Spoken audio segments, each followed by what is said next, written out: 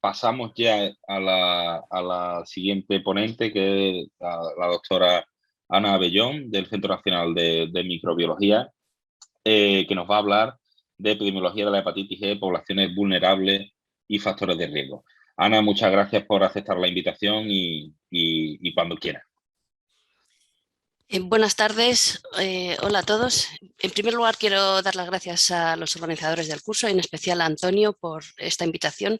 Me parece un curso muy interesante, muy completo, y mi parte es hablaros de la epidemiología de la hepatitis E y también comentar sobre las poblaciones de riesgo.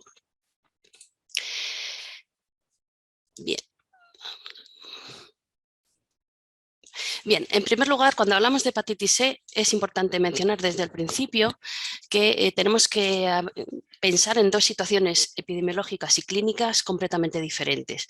Como sabéis, el virus de la hepatitis E presenta distintos genotipos y algunos de estos genotipos, concretamente el genotipo 1 y 2, condicionan la aparición de grandes brotes de hepatitis aguda en determinados países, especialmente en África y Asia, y también en América, en México concretamente.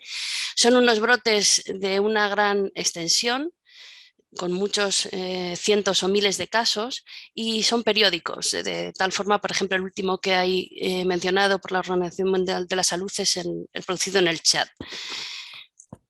La transmisión de esta infección, de estos genotipos, se relaciona con el hacinamiento y la existencia de zonas con malas condiciones higiénico-sanitarias, como por ejemplo los campos de refugiados. En este mapa podéis ver todos los campos de refugiados donde se han reportado casos de brotes de hepatitis E por genotipos 1 o 2, y también en otros sitios que no siendo campos de refugiados tienen unas condiciones sanitarias similares, tanto localizaciones rurales como urbanas.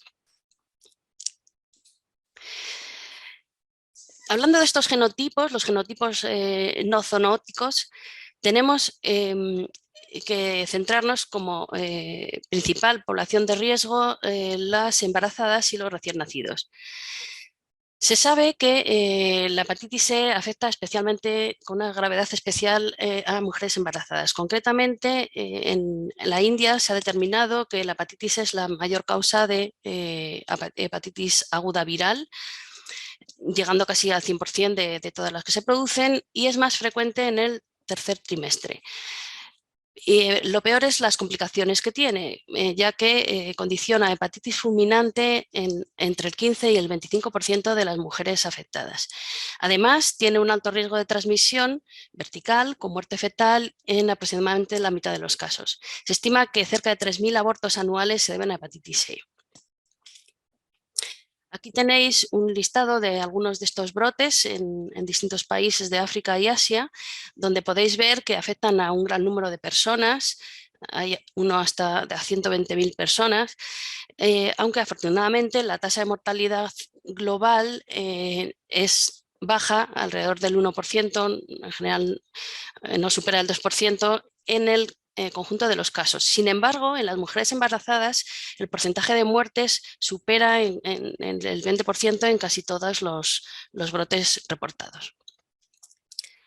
Y este es un poco el mapa que tenemos de la distribución de los distintos genotipos, donde veis que el genotipo 1 y el genotipo 2 producen estos brotes especialmente en África y en Asia, pero veis también la distribución del resto de los genotipos 3 y 4, que son a partir de ahora de los que voy a hablar. Estos genotipos son los genotipos zoonóticos, y concretamente el genotipo 3, que lo veis aquí en morado o en fucsia, cuando se asocia con genotipo 4, afecta prácticamente a todos los lugares del mundo, pero es un virus que conocemos más en el hemisferio norte y en el mundo desarrollado. Concretamente, en los datos que voy a presentar, muchos de ellos corresponden a Europa. Entonces, bueno, a partir de ahora ya empezaré a hablar de aquellos virus de la hepatitis C de genotipos zoonóticos, que son desde el 3 en adelante.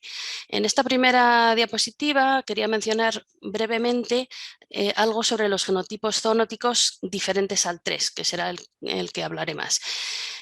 Y algunos datos sobre estos, tenemos por una parte el genotipo 3RA, de conejo, que es un genotipo cercano al genotipo 3, pero filogenéticamente alejado, que se ha demostrado que en Francia constituye una causa importante de hepatitis junto al resto de los genotipos 3. En España se ha reportado un caso esporádico recientemente y eso es lo que sabemos del genotipo 3RA de forma breve. El genotipo 4 es otro genotipo asociado a zoonosis, cuyas publicaciones al respecto son mucho más abundantes en China, o sea que entendemos que es un genotipo que circula en China con frecuencia, pero también en Europa se ha demostrado que en Francia pueden ser más del 1% de los casos de hepatitis C corresponder a este genotipo, y en Italia incluso se describió un brote un pequeño brote producido por este genotipo.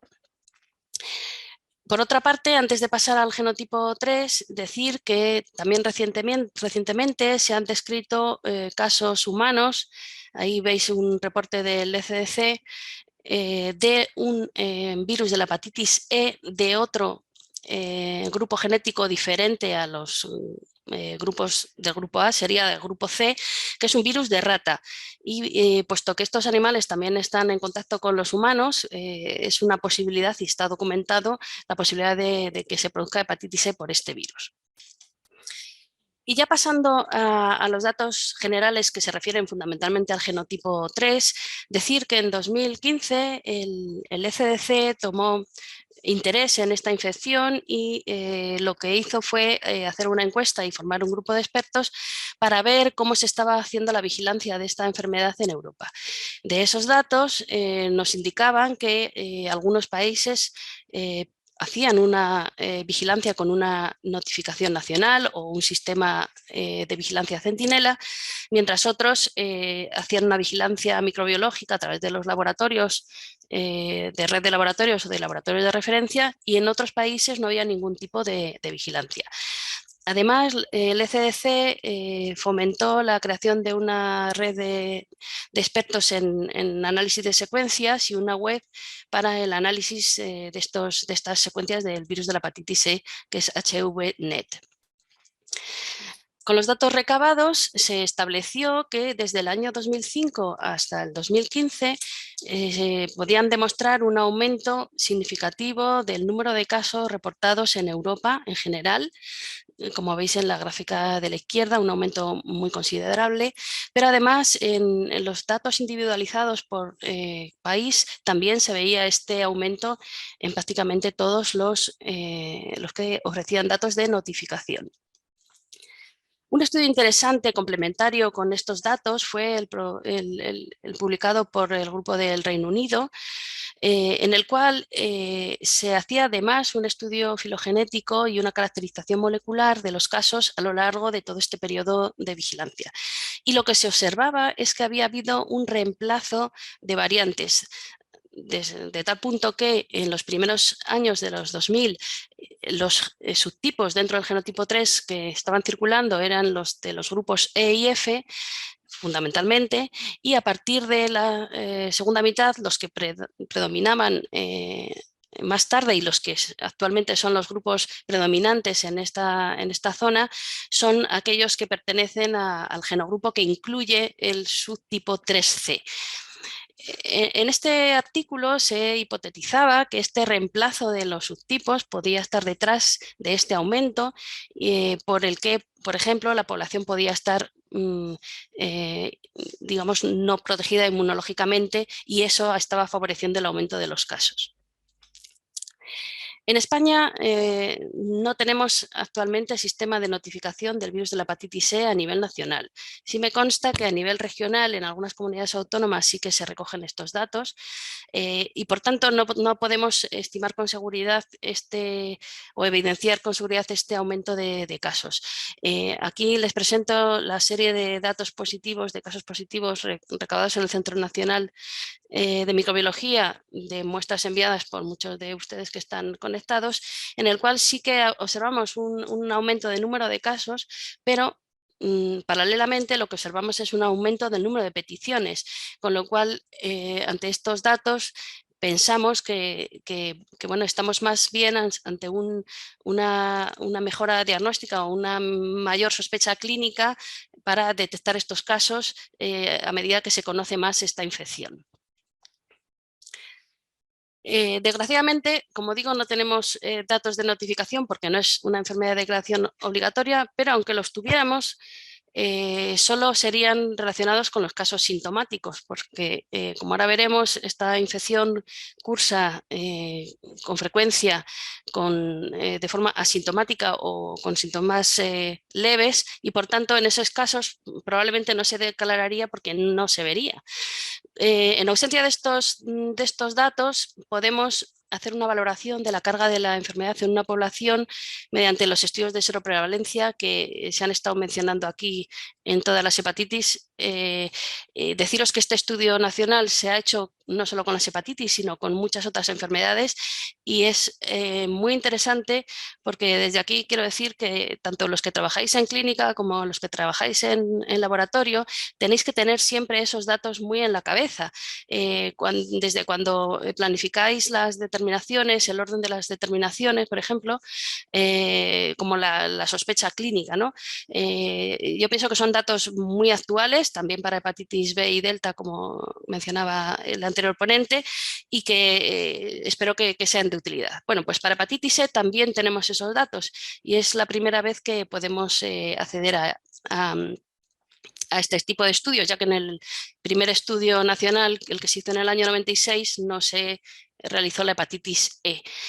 Es interesante que también se ha mencionado aquí que, claro, en aquellas infecciones en las cuales la distribución no es homogénea en la población, como por ejemplo la hepatitis C o la hepatitis B, donde hay grupos de especial riesgo, los estudios de seroprevalencia obviamente tienen un valor de una información general que se tiene que complementar con los estudios en grupos de riesgo concretos. Pero en el caso de la hepatitis C, como veremos ahora, probablemente no hay unos grupos de riesgo de exposición muy claros, salvo algunas excepciones que mencionaremos. Por tanto, los datos de seroprevalencia nacional nos pueden hacer una idea muy global y probablemente muy cercana de lo que es esta infección en nuestro país.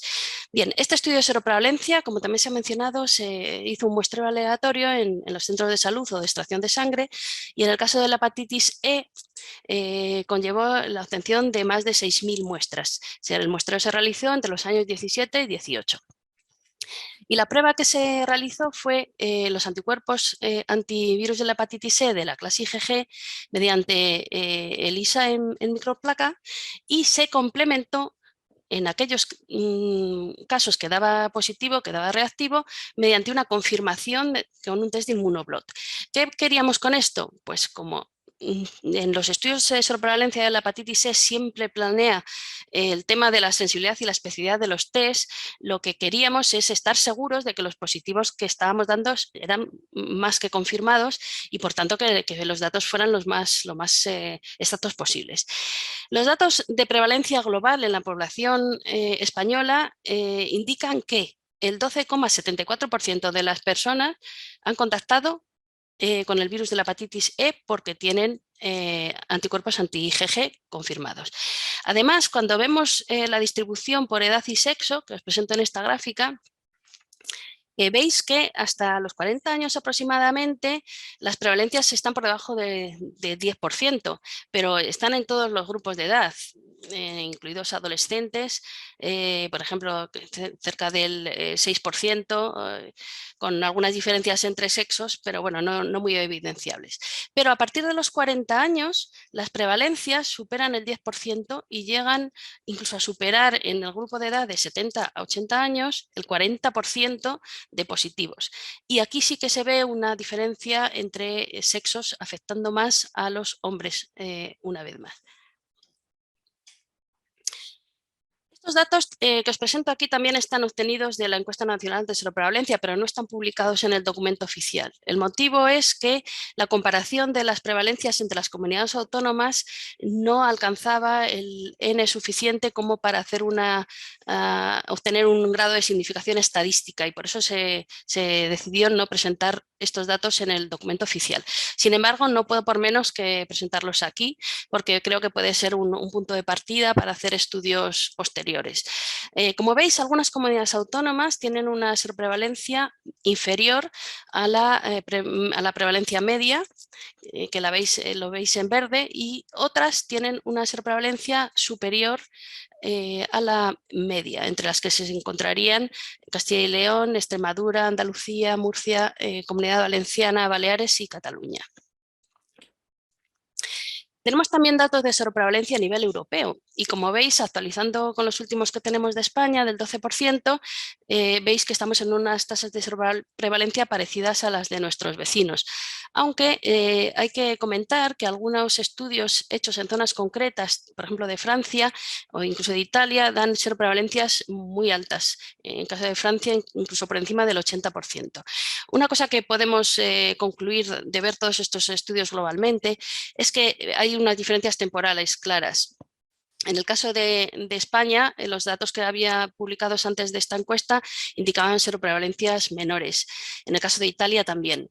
También hay diferencias geográficas que se han evidenciado y confirmado en países como Francia, Italia y en Suiza. En España, como digo, estas diferencias que les he presentado de momento no tienen una significación estadística.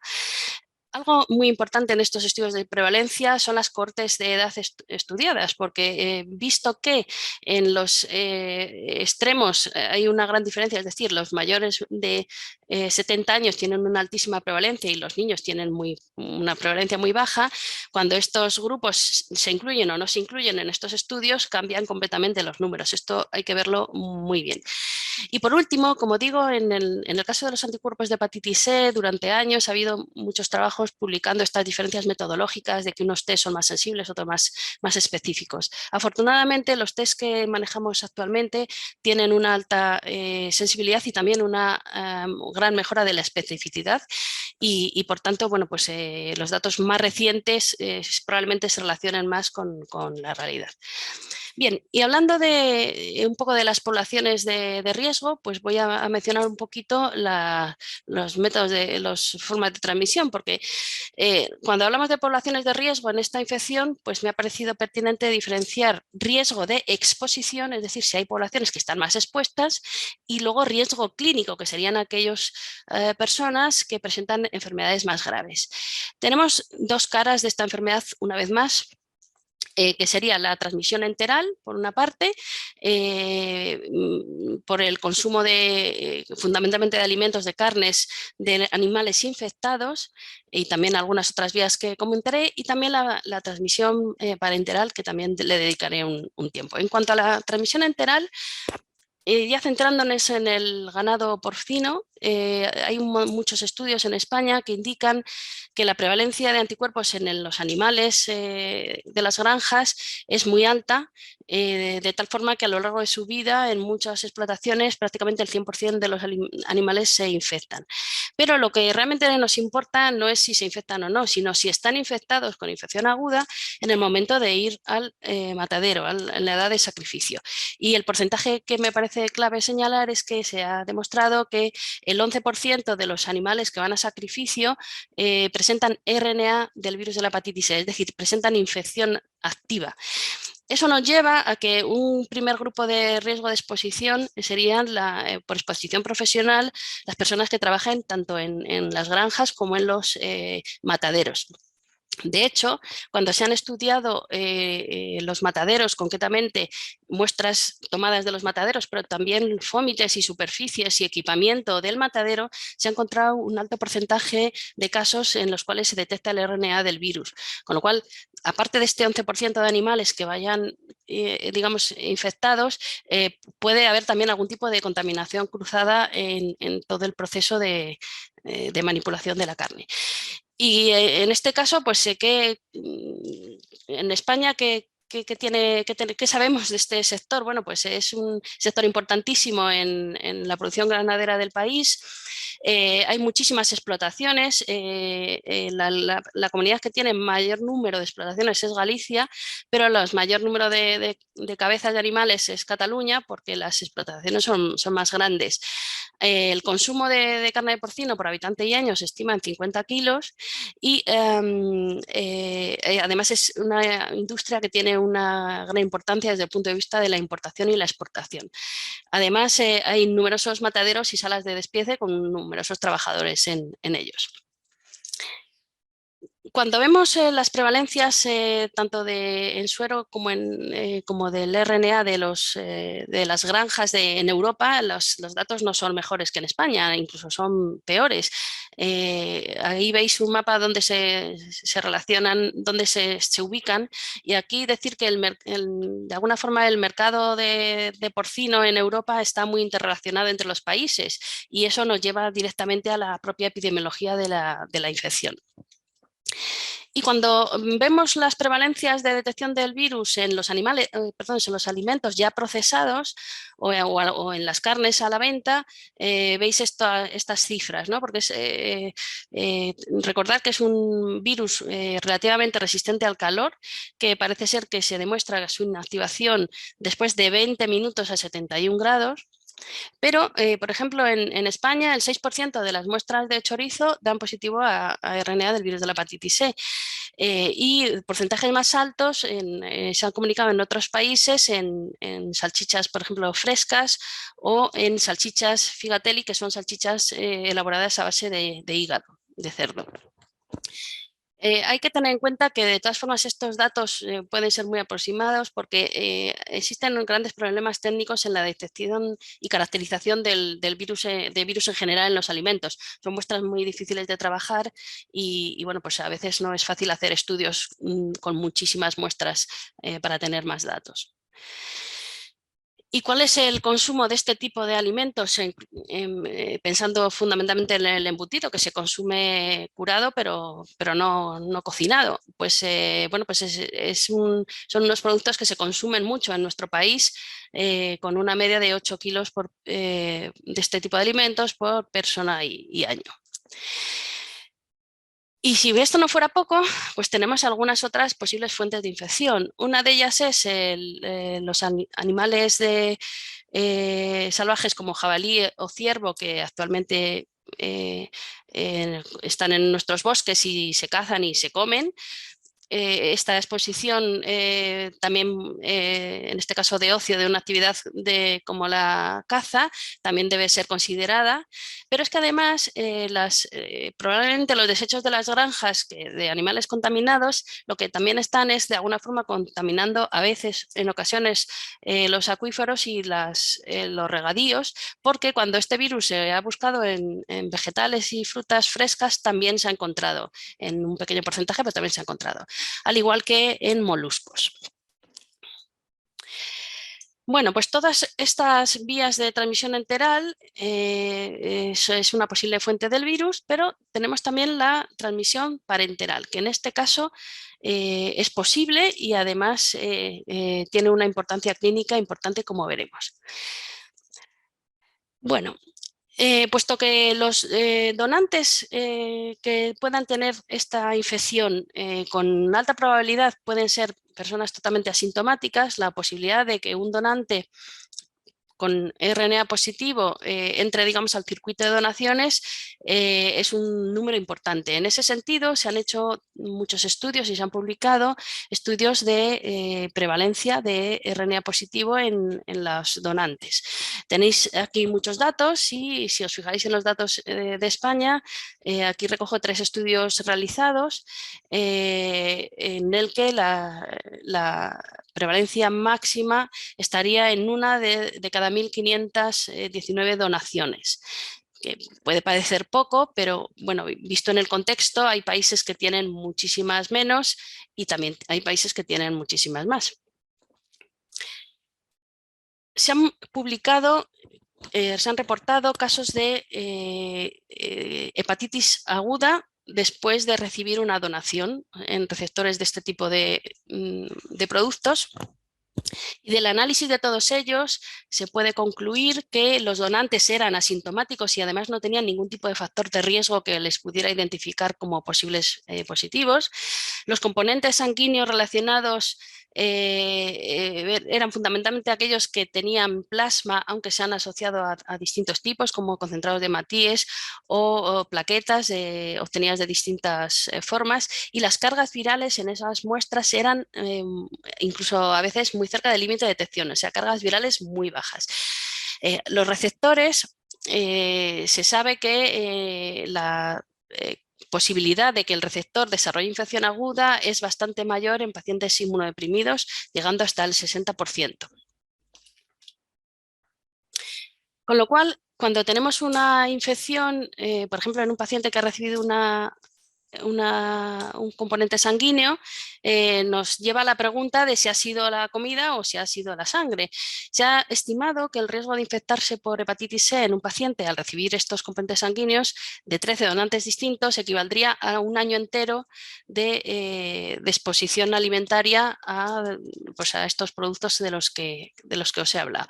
Entonces, quiero decir que las dos fuentes son importantes y cada una en el contexto del paciente que estéis evaluando. Y ahora vamos a pasar en las últimas diapositivas a hablar de las poblaciones que están no en riesgo de infección, porque hemos visto que en riesgo de infección en principio estaríamos un poco todos, dependiendo de nuestros hábitos alimenticios, sino en riesgo clínico. Y aquí hay que diferenciar muy bien las manifestaciones clínicas que se conocen en inmunocompetentes e en inmunodeprimidos. En inmunocompetentes se sabe que la mayoría de los casos son asintomáticos o con muy poca sintomatología, que también hay manifestaciones extrahepáticas que ahora veremos, entre las que destacan los síndromes neurológicos, y que en un pequeño porcentaje de los casos pues, se produce una hepatitis aguda, que es benigna y autolimitada en general. Por el contrario, en los inmunodeprimidos la enfermedad asintomática es menos frecuente, aunque también puede darse así, y lo que sí que aparece es una hepatitis aguda sintomática con más frecuencia y además casos graves de hepatitis fulminante o de cronicidad. En relación a las manifestaciones extrahepáticas, he hecho este resumen para que veáis que se ha relacionado con distintas manifestaciones, desde cutáneas, renales, pancreatitis aguda, manifestaciones hematológicas, y lo que más conocemos son los síndromes neurológicos, entre los que destacarían el síndrome de Guillain-Barré, por un mecanismo como el de otras infecciones virales probablemente, y también síndromes neurológicos como la neuralgia miotrófica. Sin embargo, esto realmente sabemos que es algo que pasa bastante desapercibido porque no se investiga quizá en todos estos casos la posibilidad de que la hepatitis C esté implicada. En cuanto a la enfermedad grave o fulminante, los datos de mortalidad proporcionados por la OMS indican que la hepatitis C en relación a la mortalidad está lejos de la mortalidad reportada para las hepatitis B y C. Sin embargo, en los datos que os presento a la derecha, que son los datos de altas hospitalarias en España a lo largo de los años, sí que se ve que desde el año 97 hasta el 2015 existe un aumento, especialmente en los últimos 4 años, de las altas hospitalarias en las cuales consta que el motivo del ingreso ha sido la hepatitis E. En estos casos, que hay datos epidemiológicos, corresponden mayoritariamente a hombres, con un ratio hombre-mujer de 3 a 2, 3,2, perdón, y la mayoría, o el 43%, son mayores de 45 años. Además, hay reportadas 9 muertes, más en hombres que en mujeres. Bueno, quería decir que en las últimas diapositivas ya de mi presentación voy a referirme a estas poblaciones en riesgo clínico tras la infección por virus de la hepatitis E, que se produce fundamentalmente por el genotipo 3 de este virus. Voy a centrarme en lo que es la enfermedad grave, con la hepatitis fulminante y la hepatitis crónica. Y las 4 poblaciones de riesgo de las que voy a hablar son los trasplantados de órgano sólido, los pacientes con enfermedad hematológica y trasplante de médula ósea o similares, los coinfectados con virus de la inmunodeficiencia y también las personas de edad avanzada que me parece que merecen un comentario en este curso. Bien, en relación a los trasplantados de órgano sólido, se sabe que más del 60% que se infectan desarrollan infección crónica y de ellos el 10% lleva a tener una cirrosis únicamente en 2 años. Es un mecanismo de producción de la insuficiencia hepática y el daño hepático muy rápido comparado con las otras hepatitis que conocemos.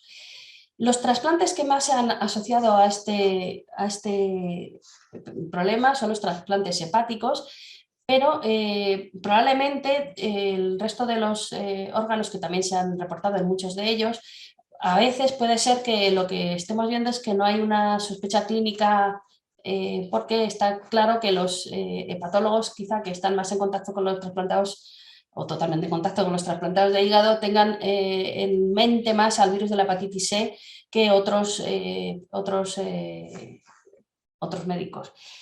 En cualquier caso, hay un tema interesante también en el caso de los trasplantados y de los que desarrollan infección crónica en general, y es que durante todos los años que están enfermos crónicos se están eliminando virus por heces, porque este virus se elimina por heces, y podrían ser fuentes de nuevas infecciones, especialmente si son contactos de otras personas también inmunodeprimidas o incluso en el contexto hospitalario.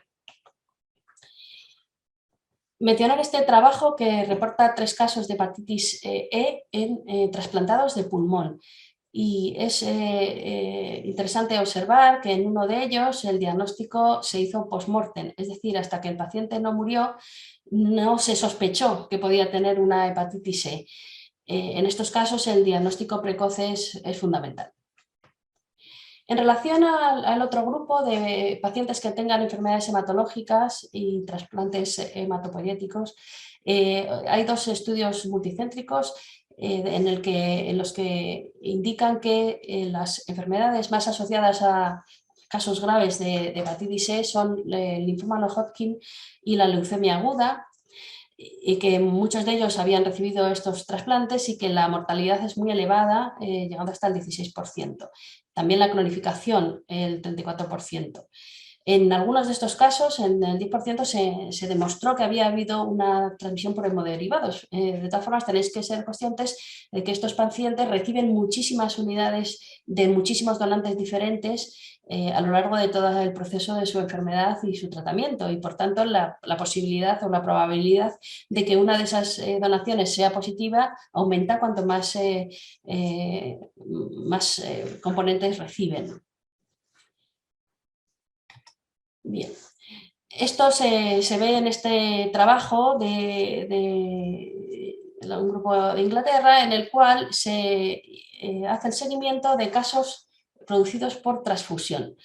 Y se ve que muchísimos de estos casos que reportan individualmente tenían como enfermedad de base distintas enfermedades hematológicas y que era el motivo por el cual estaban recibiendo este gran número de componentes.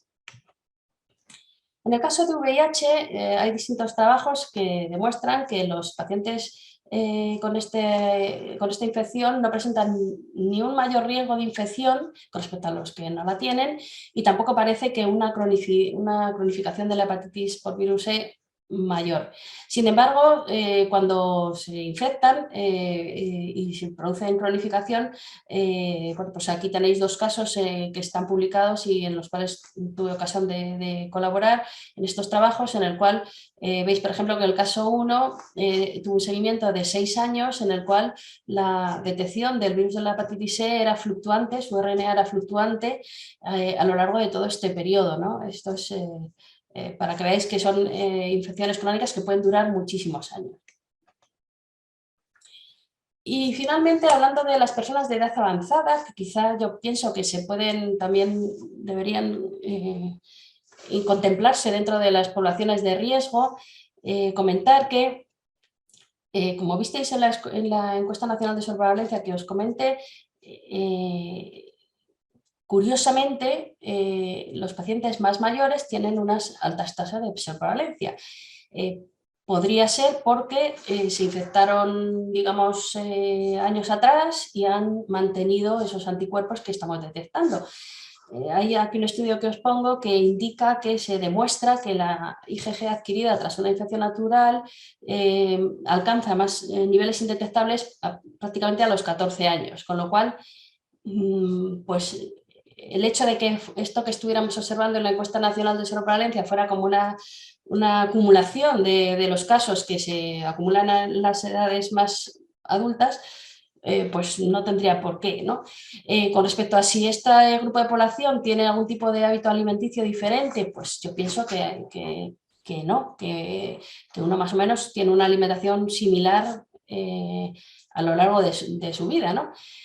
Con lo cual, ¿por qué podría ser esto? Podrían ser porque tengan, por ejemplo, reinfecciones, ¿no? Que se vaya como haciendo booster, ¿no? De esta respuesta a anticuerpos que luego la vemos aquí, o también que tengan una mayor susceptibilidad a la infección, digamos, sistémica, que es la que daría lugar a...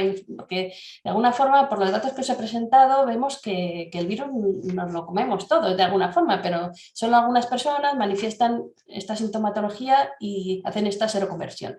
Lo que sí que está claro es que es un factor de riesgo clínico, porque en estos datos, que no son muchos casos, pero bueno, yo creo que son muy significativos, veis como la mortalidad por encima de los 65 años es mucho mayor.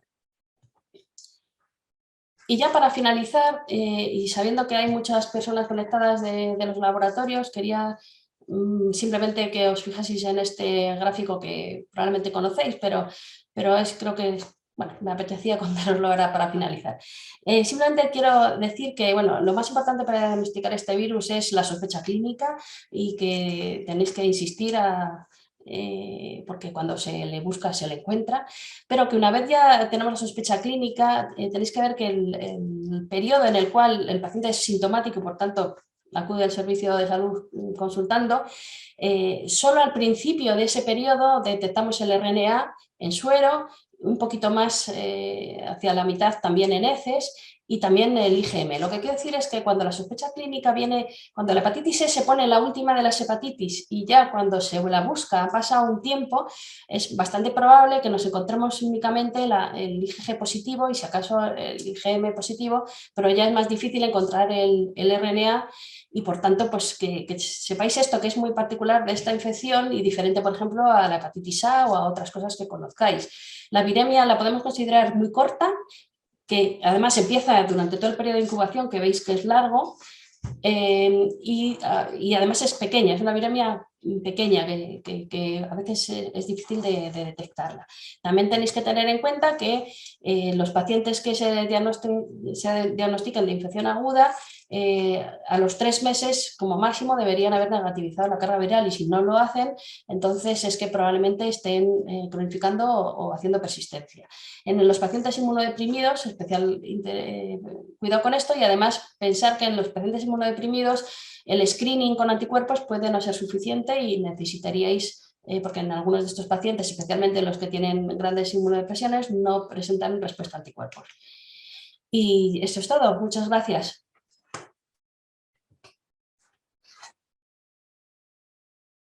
Muchísimas gracias, Ana, por tu ponencia.